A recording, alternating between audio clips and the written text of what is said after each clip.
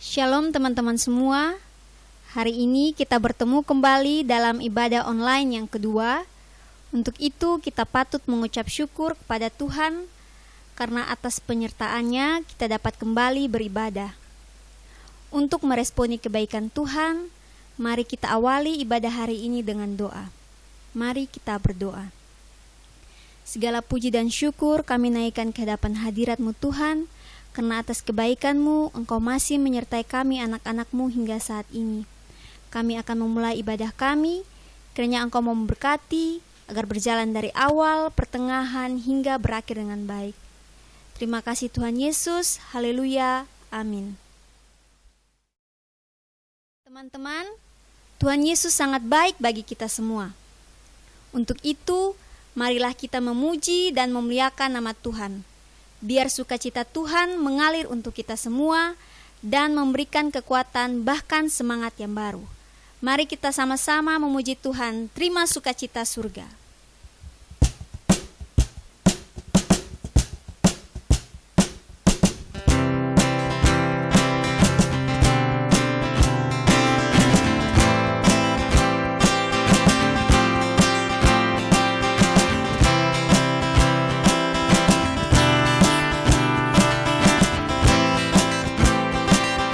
Terima sukacita surga. Terima sukacita surga. Itulah kekuatan bagi jiwa. Ku dapat rasakan kasih-Mu, dapat rasakan kasih-Nya di tengah badai yang bergelora. Terima sukacita surga. Sukacita surga. Itulah kekuatan bagi jiwa. Ku dapat saksikan kuasa-Nya, taklukkan badai yang bergelora. Haleluya, haleluya. Kau ada dalam hatiku, kan patah semangatku, takkan hilang kekuatanku. Haleluya, ku mau bersorak bagimu. Sukacita surga nyata penuhiku. Dengan lebih semangat kita angkat pujian ini. Terima sukacita surga. Terima sukacita surga. Itulah kekuatan bagi jiwa. Ku dapat rasakan kasih-Nya di tengah badai yang bergelora. Terima sukacita surga. Itulah kekuatan bagi jiwa. Ku dapat saksikan kuasa-Nya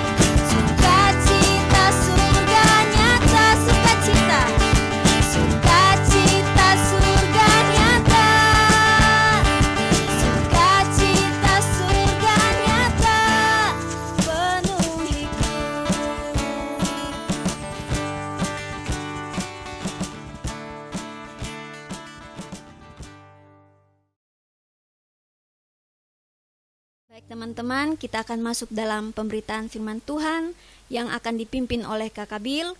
Sebelumnya kita akan menyanyi lagu Selidiki Aku.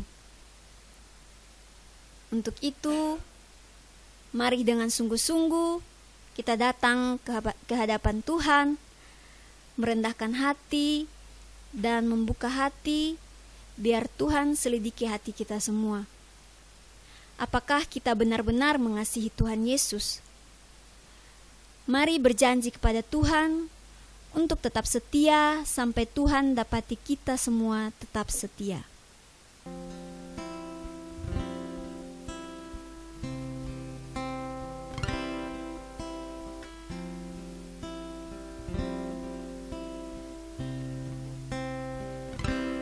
Telah kulihat kebaikan-Mu yang tak pernah habis di hidupku. Ku berjuang sampai akhirnya Kau dapati aku tetap setia. Selidiki aku.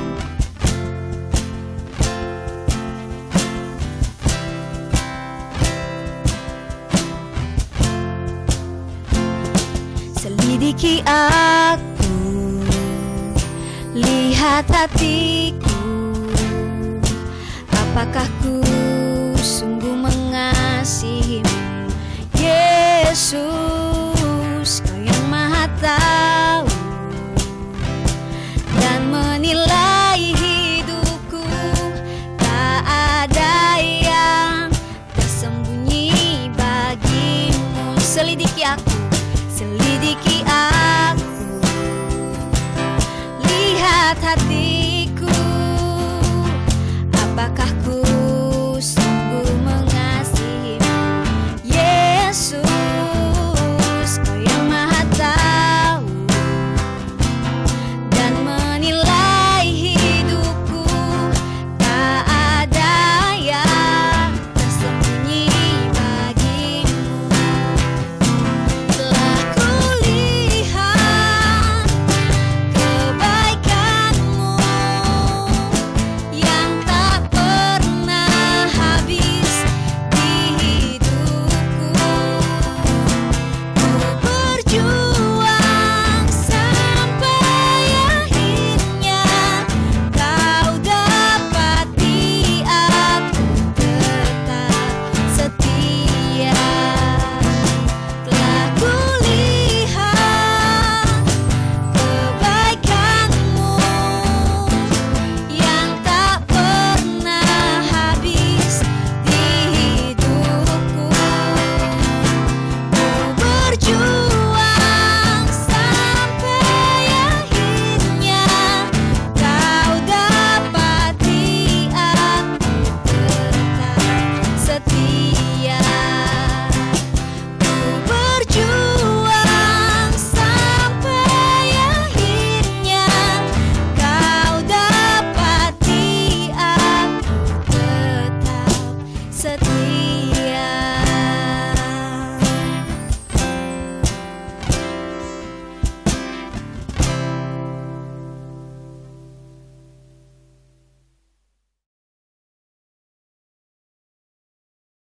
Sebelum kita mulai, saya harap teman-teman sekalian dapat menyiapkan Alkitabnya masing-masing. Mari kita berdoa.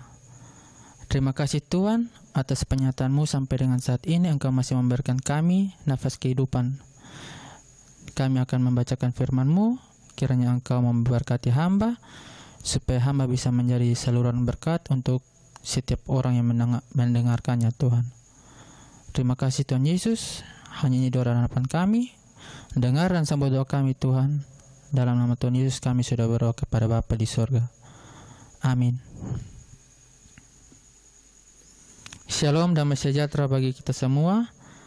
Pertama-tama saya ingin mengucapkan terima kasih atas kepercayaannya yang telah mempercayai saya untuk berfirman bagi kita semua. Teman-teman, firman yang saya bawakan pada saat ini bercerita tentang kesengsaraan. yang terambil dari Yohanes 5 ayat 1 sampai 13. Di bawah perikop penyembuhan pada hari Sabat di kolam Bethesda. Sesudah itu ada hari raya orang Yahudi dan Yesus berangkat ke Yerusalem. Di Yerusalem, dekat pintu gerbang domba, ada sebuah kolam yang dalam bahasa Ibrani disebut Bethesda. Ada 5 serambinya. Dan di serambi-serambi itu berbaring sejumlah besar orang sakit, orang-orang buta, orang-orang timpang, orang-orang lumpuh, yang menantikan goncangan air di kolam itu. Sebab sewaktu-waktu turun malaikat Tuhan ke kolam itu dan menggoncangkan air itu. Barang siapa yang terdahulu masuk ke dalamnya sesudah goncangan air itu menjadi sembuh. Apapun juga penyakitnya, di situ ada seorang yang sudah 38 tahun lamanya sakit. Ketika Yesus melihat orang itu berbaring di situ dan karena ia tahu bahwa ia telah lama dalam keadaan itu, berkatalah ia kepadanya, "Maukah engkau sembuh?" Jawab orang itu kepadanya, "Tuhan, tidak ada orang yang menurunkan aku ke dalam kolam itu apabila airnya mulai goncang. Dan sementara aku menuju ke kolam itu, orang lain sudah turun mendahului aku." Kata Yesus kepadanya, "Bangunlah, angkatlah tilammu dan berjalanlah." Dan pada saat itu juga sembuhlah orang itu, lalu ia mengangkat tilamnya dan berjalan. Tetapi hari itu hari Sabat.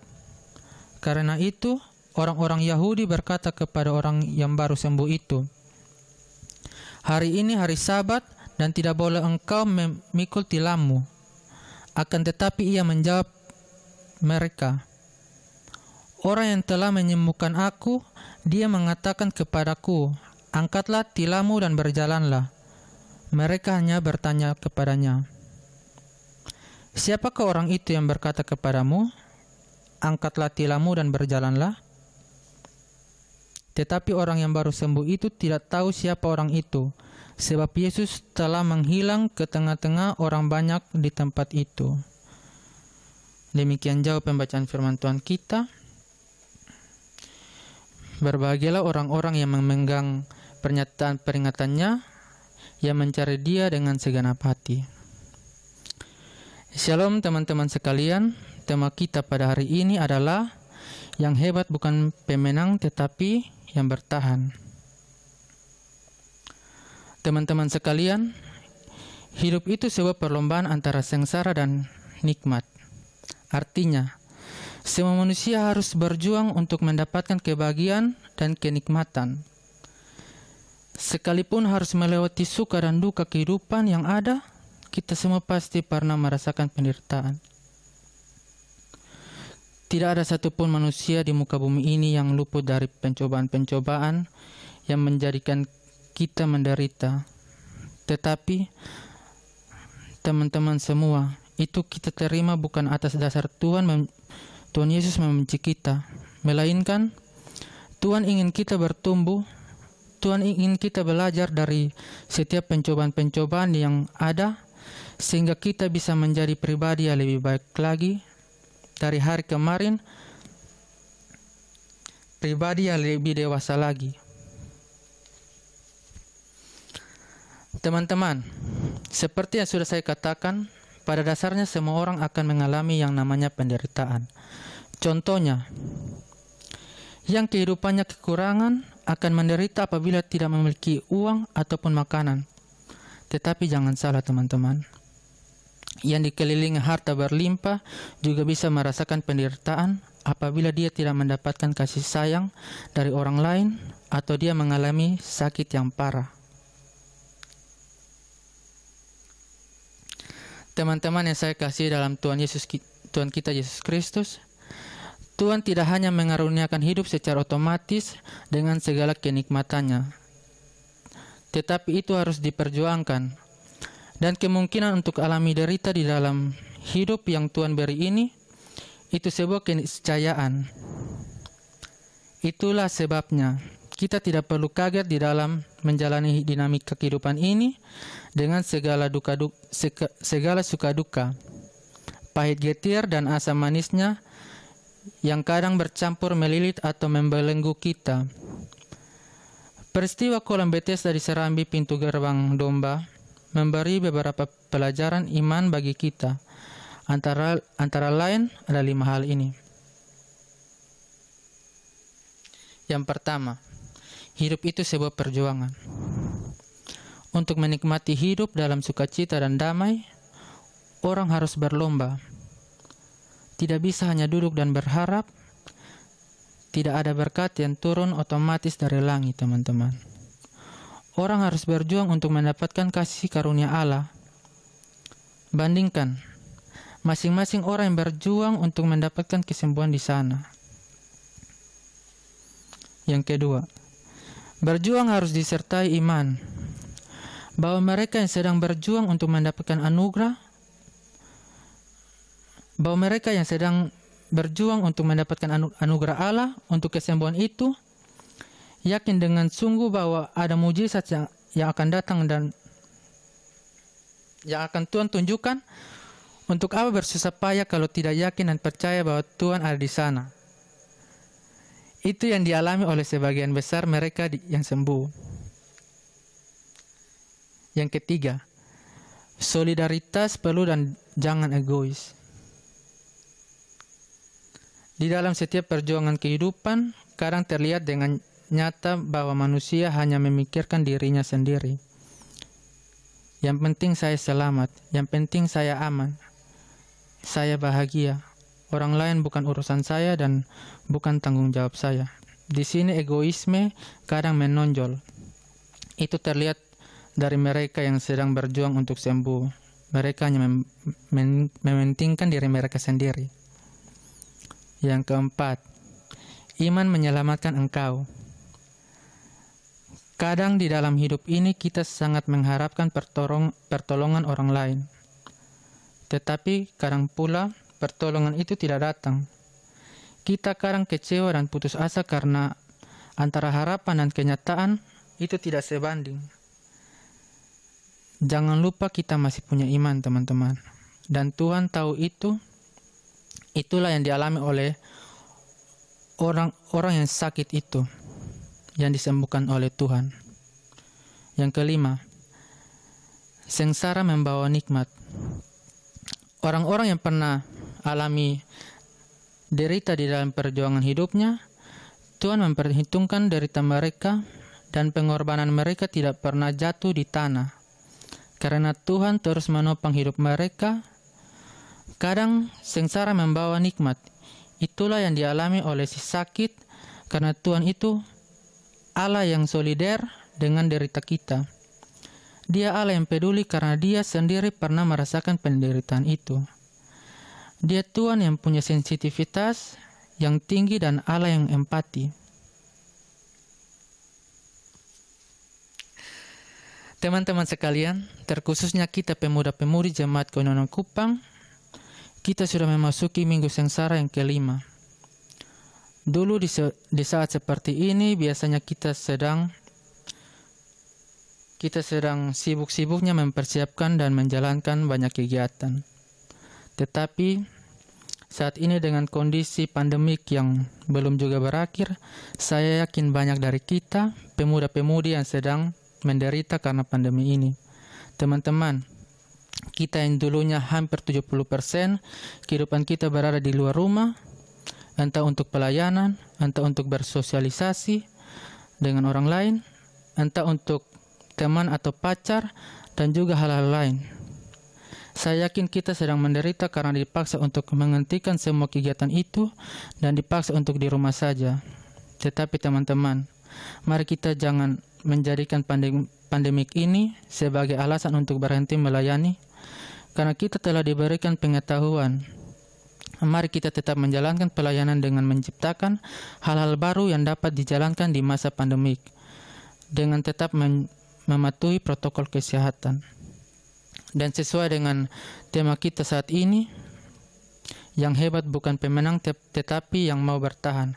Teman-teman, Rossi di MotoGP sudah memiliki banyak sekali kemenangan. Tetapi teman-teman, apabila dalam suatu race ternyata dia harus terjatuh dan tidak bisa bertahan dalam perlombaan tersebut, maka dia tetap dinyatakan kalah, dan sebanyak apapun kemenangannya di masa lalu tidak dapat mengubah hasil dalam race tersebut. Teman-teman, saya ingin mengajak kita semua untuk selalu bertahan dalam semua pencobaan yang ada di dunia ini. Saya tahu untuk bertahan itu tidak mudah, tetapi percayalah, Tuhan akan selalu ada untuk kita.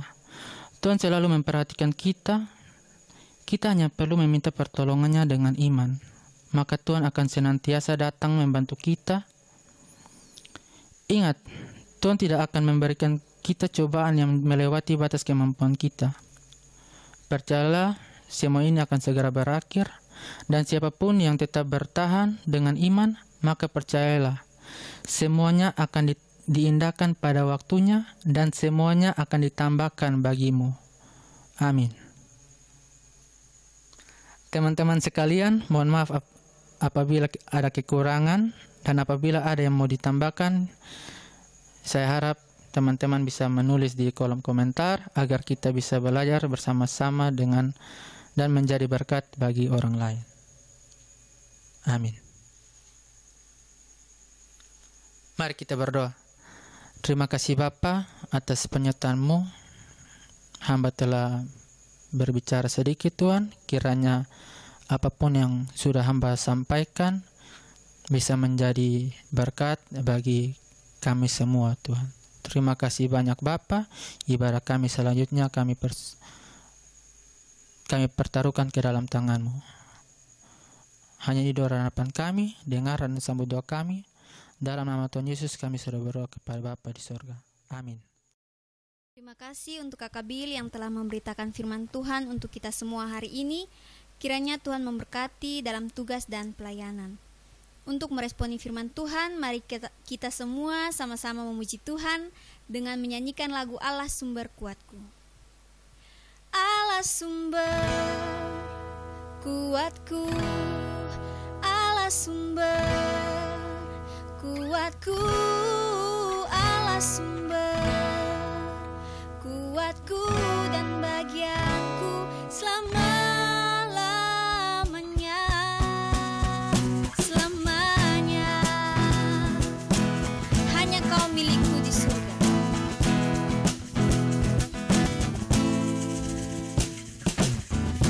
Hanya Kau milikku di surga.